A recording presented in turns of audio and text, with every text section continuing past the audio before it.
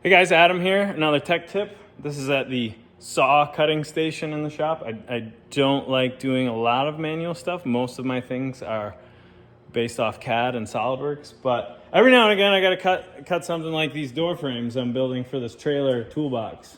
It's all diamond plate enclosure, and then he wanted these aluminum extrusions cut, and I had to 45 them. And so I set the saw up and got that, and I thought I'd share this. This is a pretty cool setup. It's a 10-inch evolution saw. It miters both ways. It tilts sideways both ways. And then I run the Diablo Steel Demon Blades. They are the best. They are the best blade I've tried. I have tried like dozens of blades from like everybody out there. These are the best. As long as you feed slowly, they work really well. Really nice clean cuts. Like, look at that cut. There's nothing hanging off of it. Really pretty. It shimmers in the light. And just a cool setup. We built this like 10 years ago in here when I was building the Blazer roll cage. That's my 85 K5 Blazer. There's like 200 feet of tubing in there. I have gotten like 1,000 cuts out of one of these blades on 1 3/4, 120 wall steel tubing. And it's just a cool setup. We welded on this level, the pipe rack, a piece of angle iron here. It goes back like to the next bar there. And then you can shove longer stuff right up against that, and then that's lined up with the saw backstop here. So it's really nice for short stuff or long stuff, and you just slide your material out, keep it on the pipe rack on that guy right there.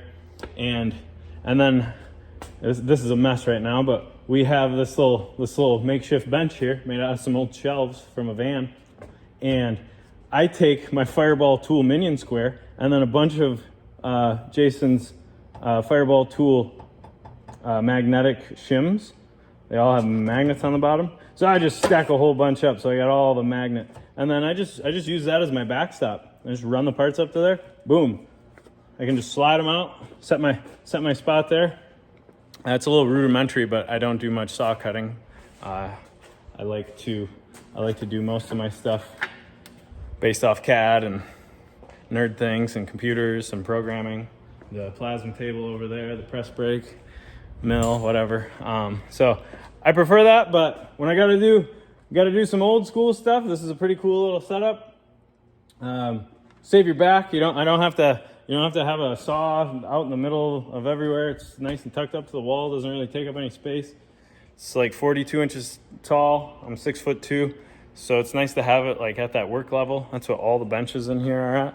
So yeah, little tech tip: evolution saw. This is the 10-inch. I think they do make a 14-inch now. It's pretty beefy. I'd probably get that if I was going to do it again. But this thing's worked slick for a long time. Makes really clean cuts, aluminum, steel. So yeah, cool little setup. So there's your tech tip with Adam. Have a good night.